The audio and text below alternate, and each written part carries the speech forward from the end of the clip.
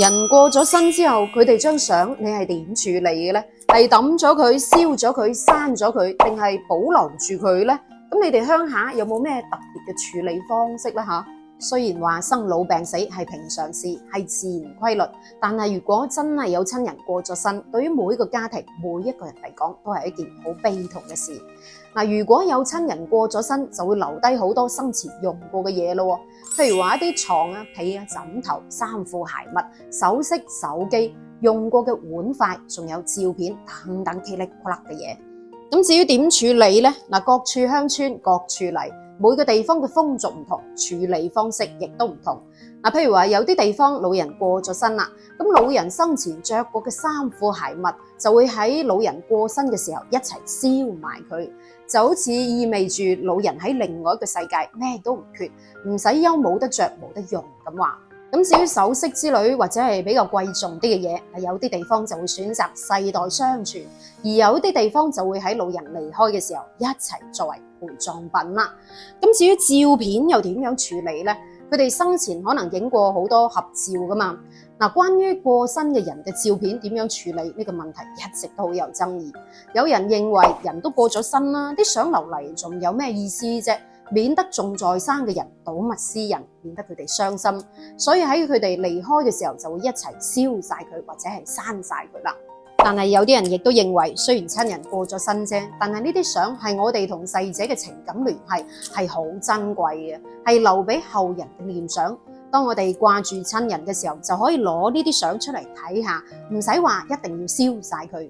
咁關於保存落嚟嘅處理方式，老祖宗就提醒我哋啦，千祈唔可以將呢啲相亂咁擺放，仲俾咗2個建議，提醒我哋有啲地方係可以擺，有啲地方就一定可以擺。第一個建議就係要妥善保管啦。咁點妥善保管呢？譬如話將全部嘅相整理喺一齊，避免將逝者嘅相俾太陽曬到變色，盡量將佢放喺一個乾燥嘅地方。但係時間一長，照片都會褪色噶嘛。咁呢個時候最好就揾個相框，又或者係相冊收集起身，減少照片受損嘅風險。不過依家時代唔同，科技喺度進步，我哋通常會將啲照片放喺手機嘅相冊或者係硬盤都得嘅。咁第二種處理方式就係關於父母過身之後嘅遺像啦。呢個遺像係指一個老人過身之後留低落嚟嘅畫像或者係照片，咁通常都係黑白色嘅。好多地方都會有呢個風俗，老人過身之後就會畫翻一幅畫像，有啲就會將佢擺喺屋企，一嚟係對老人嘅敬重同哀思，二嚟係方便拜祭，提醒子孫後代唔好忘本，要識得感恩。咁擺喺屋企邊度好呢？有啲就會將佢擺喺屋企嘅客廳，而有啲就會擺喺單獨嘅一間房。到底擺喺屋企邊個位置先至好呢？咁老一輩嘅人對於擺放遺像嘅位置都好有講究。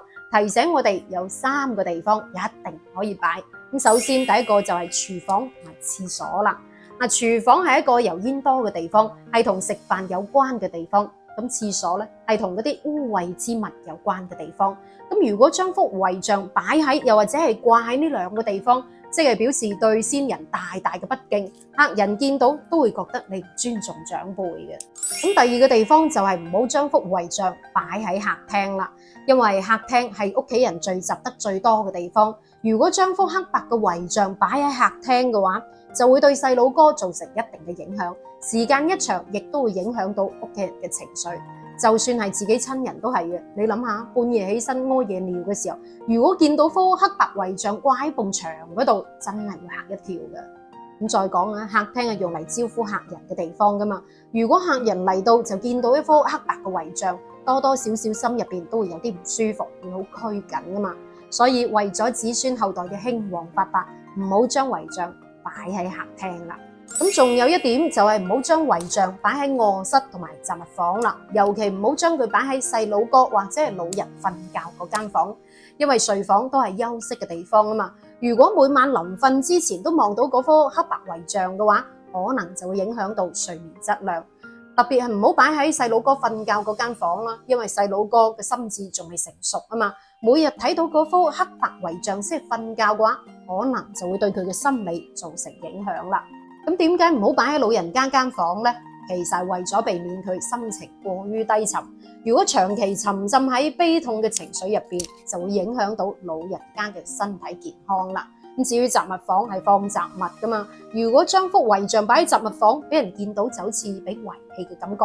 呢度又唔得，嗰度又唔擺得，咁擺喺邊度先至好呢？嚇？咁條件允許，最好係將佢擺喺單獨嘅一間房，而呢一間房最好係呢間屋靠邊邊嘅房，因為以前啲房間嘅格局係有東屋、西屋同埋堂屋嘅。古人認為咁東屋就係屬陽，西屋就係屬陰，而老人嗰幅遺像又係屬陰，所以最好就將佢擺喺西屋啦。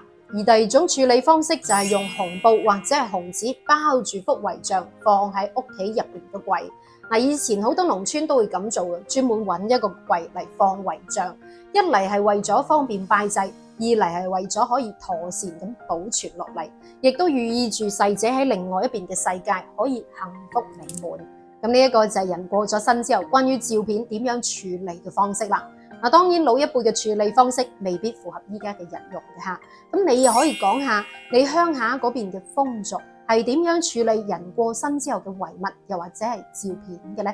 留言分享下，評論區見，我哋下一期再見，拜拜。